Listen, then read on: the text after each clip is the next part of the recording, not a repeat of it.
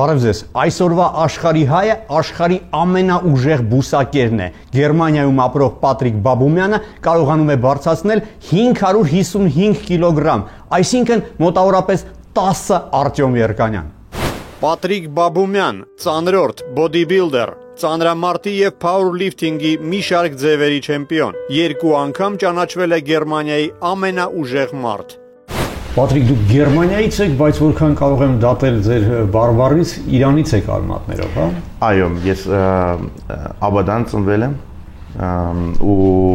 7 տարեկան եմ ելի որ գնացել եմ Գերմանիա։ Կյանքիս ամենաշատ ժամանակ Գերմանիա եմ ելի, համա Պասկաստանից հալա միտ Պասկաստան շատ բաներ։ Ես 4 տարեկան որ եմ պապես մահացի Պասկաստանում ու հետո մամի հետ մենակ գնացել ենք Գերմանիա։ Ես 79 ծնվել եմ ու այդ տարվա մեջ Պասկաստանի ռևոլյուցիոնն էլի ու կռիվն սկսի ու լավ բաներ չեմ բերի Պասկաստան։ Պատրիկ, ընտանիքում սպորտի հանդեպ ինչ որ հատուկ ավանդույթներ եղել են։ Իմ ամեն իր ջահել ժամանակը դիսկուսա գցի ու մարզիկա էլի ու այդ կարծեմ այդ կողմից է իմ ջեներս այդ կողմից է գալիս։ Այսինքն մանկուց սպորտով զբաղվել եք։ Այո, ես որ սկսել եմ պարապել 13 տարեկան եմ էլի։ Ծանրամարդ։ Այո։ Ես այն ժամանակ American wrestling-ի ֆեն եմ էլի ու շատ եմ սիրացի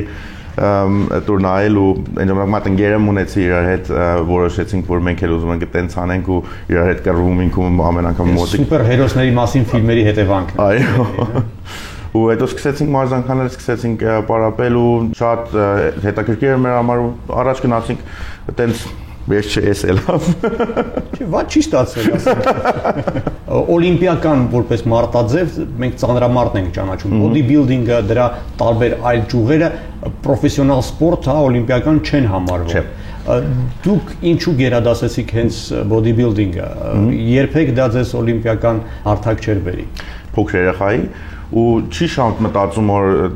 ապական ինչ կլինի թե ես ինչ անում եմ հենց էդի անում որ իմ համար հետաքրքիր է իմ ընկերս սկսավ բոդիբիլդինգ անել ու ես չի այդքան սիրում համայն ինձ այնքան բզբզավ մինչով վերջը կարողացա որ ես էլ փորձի ու հետո առաջի անգամ նոր գնացի բոդիբիլդինգի խաղերը Գերմանիայի մեր կողմը արդեն տարեցի ու Գերմանիայի մեջ էլա 4-րդ ման անգամ էլ փորձեմ ու Գերմանիայի առաջինը դուրս եկա, ու հետո երբ որ մարդ մի բան անում է ու լավ է մարդու մարդ դուրս գալի, մարդ հետաքրքիր ալնում մարդու մարդ ու մարդ առաջ է հետում, տենցի առաջ գնաց։ Պատրիկ, պարզաբան եք, որքան գիտեմ, բոդիբիլդինգի նպատակն է պարզապես ծավալ ապահովել, հա, մկանների, այսինքն ոչ թե ուժ, այլ արտաքին ծավալ, բայց դուք հայտնի եք ոչ միայն ծավալով, այլ հենց առաջին հերթին ուժով։ Այո, ես այն ժամանակն որ բոդիբիլդինգի անում իմ մար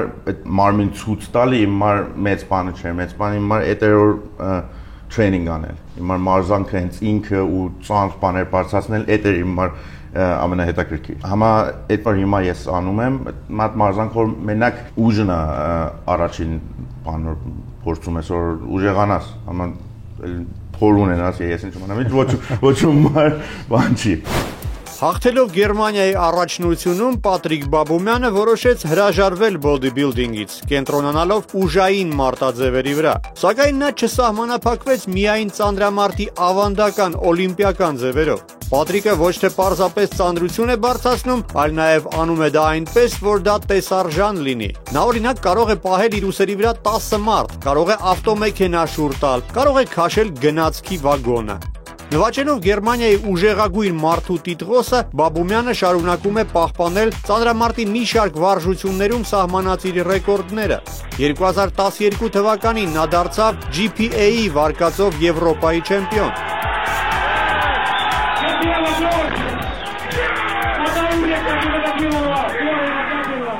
Հետաքրքիրն այն է, որ Պատրիկ Բաբումյանը բուսակեր է, արդեն շատ վաղուց է, ինչ նա կենդանական ոչ մի կերակուր չի օգտագործում, կալորիաներ ստանալով միայն բուսական սննդամթերքից։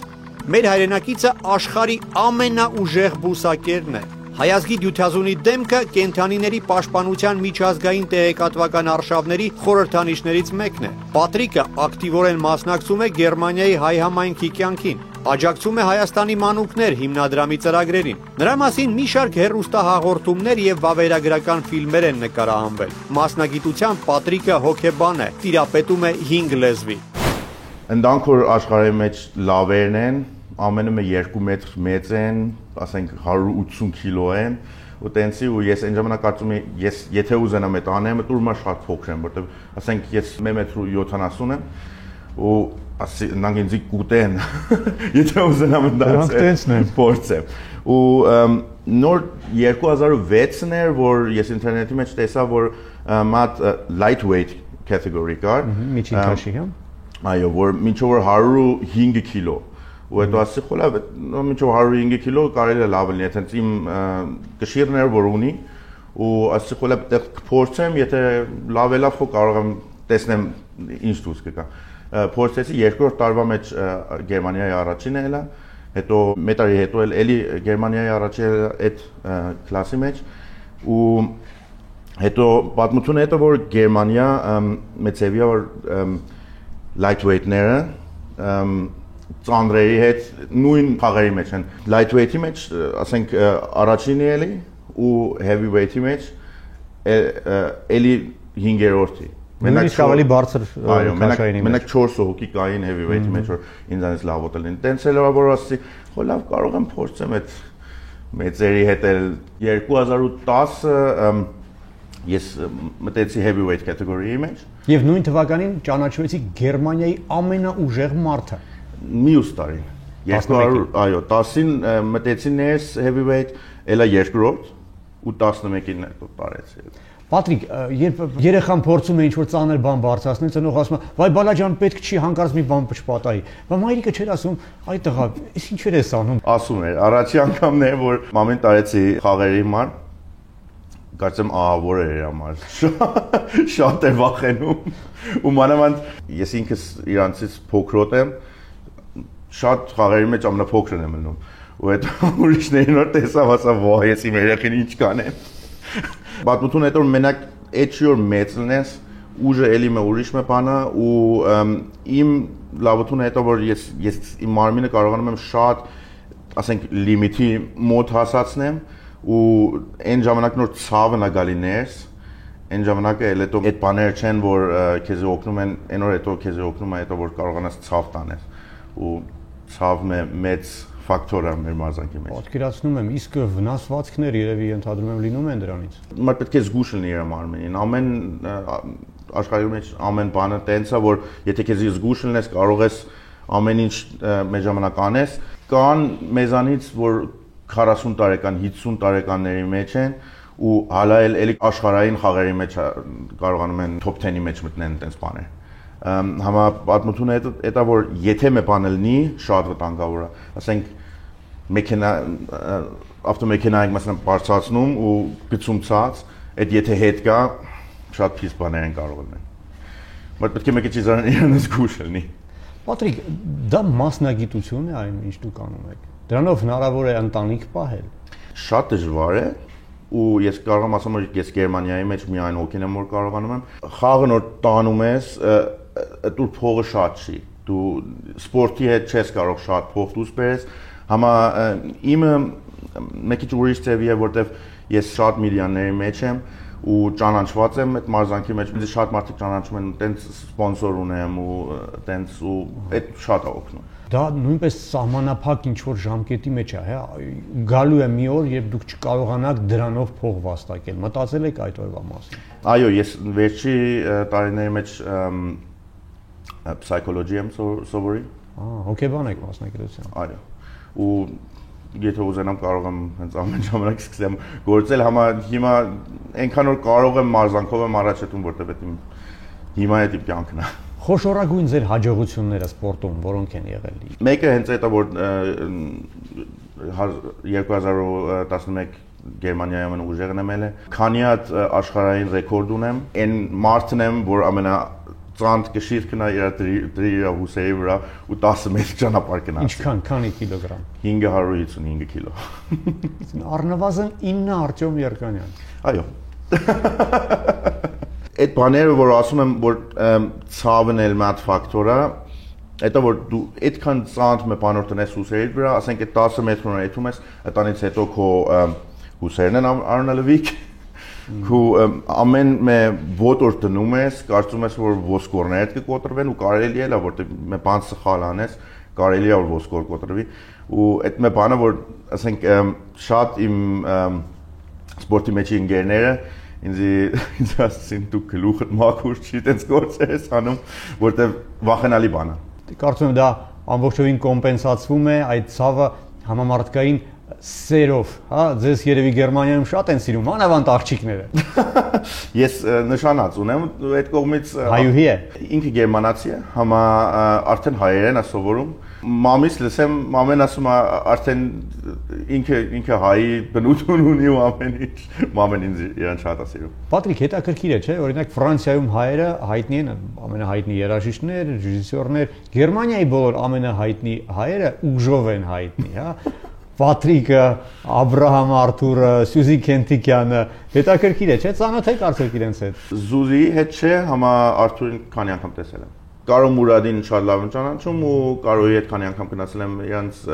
տեղ, որ իրանք պարապում են ու Արթուրին եմ ճանաչում։ Հայ դյութազունների հզոր ուժը հայտնի է աշխարհին դեռևս հնագույն ժամանակներից։ Հայաստանի Վարազդատ արքան մեր թվարկությունից առաջ 305 թվականին Աթենքում մասնակցելով օլիմպիական խաղերին աշխարհի ամենաուժեղ մարդ էր ճանաչվել։ Դրանից 22 դար անց միայն հայը կրկին ճանաչվեց մոլորակի ուժեղագույն մարդ։ Փառահեղ ծանրորդ Սերգո Համբարձումյանը 1938 թվականին անձամբ Իոսիֆ Ստալինից հանձնարարություն ստացավ ցանկացած գնով հաղթել ֆաշիստական Գերմանիայի ներկայացուցիչ եւ Ադոլֆ Հիտլերի հովանավորյալ ատլետ Ջոզեֆ Մագլերին, ով այդ ժամանակ անգերազանցելի էր համարվում։ Հայ մարզիկը պատվով կատարեց ըստ էության մեծագույն քաղաքական առաքելությունը, ինչի համար արժանացավ համաժողովրդական անսահման սիրոն։ Ազգային հերոս դարձած հայ դյուցազունը արժանի հետևորդներ ունեցավ։ 1980 թվականին Յուրի Վարդանյանը դարձավ օլիմպիական չեմպիոն։ Նա 43 համաշխարհային ռեկորդ է սահմանել, որոնցից 5-ը մեկ օրվա ընթացքում։ Վարդանյանը 7 անգամ նվաճել է աշխարհի եւ 5 անգամ Եվրոպայի չեմպիոնի տիտղոսը։ Միջազգային հեղինակավոր մրցաշարերից 23 ոսկի մեդալ է հայրենիք բերել։ Նրանից շատ ետ չի մնացել աշխարհի եւ Եվրոպայի բազմակի չեմպիոն Յուրի Սարգսյանը։ Օլիմպիական խաղերում նա տարբեր տարիներին պատվով ներկայացրել է 3 երկիր՝ Խորհրդային Միությունը, Հայաստանը եւ Ավստրալիան։ Փառահեղ հայ ծանրորդներից է նաև Օքսեն Միրզոյանը։ Նա աշխարհի բազմակի ռեկորդակիր է եւ օլիմպիական չեմպիոն։ Հայաստանի անկախացումից հետո էլ հայ ծանրորդները շարունակում են ոսկի բերել միջազգային մրցաշարերից։ 2007-ին մեր հավաքականը Եվրոպայի առաջնությունում 10 ոսկե մեդալ նվաճեց։ 2008-ի առաջնության ժամանակ հայ ատլետները պատվանդամի բարձրագույն աստիճանին բարձրացան 13 անգամ, հաստատելով մայրցամաքի ուժեղագույն թիմ կոչվելու իրավունքը։ Պեկինի օլիմպիադայից մեր ծանրորդները 3 մեդալ բերեցին։ 2009-ին Նազիկ Ավդալյանը դարձավ աշխարհի չեմպիոն։ 2010-ին իր քաշային խմբում մոլորակում ուժեղագույն ճանաչվեց Տիգրան Մարտիրոսյանը։ Վարազդատ արքայի հիմնադրած հայ դյուցազունների ավանդույթները այժմ պահպանում եւ հարստացվում են նաեւ Պատրիկ Բաբումյանի շնորհիվ։ Պատրիկ, դուք բուսակեր եք։ Սակայն դա ձեր որոշումն էր, այսինքն դարձել եք բուսակեր, երբ սպորտով սկսել եք զբաղվել, դեռևս բուսակեր չէիք։ Ինչու որոշեցիք եւ ինչպես դա անդրադարձավ սպորտի վրա։ Իմ փոքրությունից միշտ կենտանի շատ եմ սիրել։ Ու ասենք մաճուտ մտեղ տեսնեմ, որ ասենք ոտը կոտրվել է, թե մի բան ունի, սիրտս կուզի որ տանեմ հետս, իրան օգնեմ, իրան մեծեվի կարողանամ էլի ոտի վրա հասացնեմ ու չեմ կարող տեսնեմ որ կենտանի մաճկի առաջը ցավ քաշի։ Հետո մի օր նստեցի մտածեցի, ախե երբ որ դու առաջը տեսնում ես որ ցավը քաշում չես կարողանում տանես, բայց ոնց է որ եթե ես սուպերմարկետ հավ ես առնում ու ուտում ես, որ այդ հավը պետք է քո համար պետք է մորթեն որ կարողանաս ուտես, այդ տենց մի ճուտ է որ դու ուտում ես։ Ու սկսեցի մտածել մի քանի օր ու ասեցի ճիշտ գործ չի։ Ամենաճիշտ գործը դա որ ասեմ, երբ որ ինքս չեմ կարող մորթեմ, ճիշտ էլ չի որ փող տամ որ ուրիշ մի օքի մորթի ու այդ որ սկսեցի առաջ միս չուտել։ 6 տարի վեգետարիան եմ ու հետո 2 տարի առաջ 11-ին տենց որ Գերմանիայի ամենաուժեղն որ էլա, ինտերնետի մեջ բլոգ ունեմ, ու այդ բլոգի մեջ գրեցի, որ վեգետարիաներները քեզի մատ էլ լավ մարզիկ է սարքացնում։ Ու այդ վեգետարիաները ամեն տեղ սկսեցին գրել ու ասեցին նայեք ստեղ, ամենաուժեղը վեգետարիանը ստենց, ամեն մարդիկ սկսեցին վրան խոսալ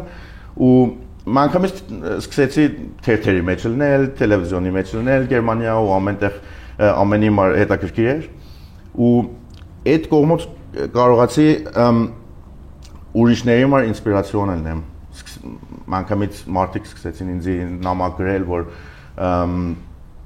դու մեզի ճանապարհ ես ցույց տվել, մենք վախենում ենք, որ չկարողանանք ուժեղանանք առանց միս, տենց հիմա քեզի որ տեսնում ենք, հույս ունենք ու մենք էլ ուզում ենք նույն գործն անենք ու պատմությունը այդ մինչև որ այդ ժամանակ արդեն ես իմանում եմ, որ եթե դու չես ուզում որ մատ կենթանի կոմար տանջվի, բավական չի որ մենակ միս չուտես, որտեվ դու երբ որ նայում ես, ասենք կովերը որ կաթ են տալի, այդ ամեն process-ը ոնց է, դու սակալի որ առաջ դու պետք է կովին հղացնես, կովը պետք է երեխա բերի, որտեվ իրան խոկա չի տա։ Այսինքն կաթել չեք օգտագործում։ Արդեն 2 տարի է, որ իսկի ոչինչ որ անասունից է գալի, չեմ գործածում։ Բայց որտեղից եք այդ կալորիաները ստանում։ Դժվար չի։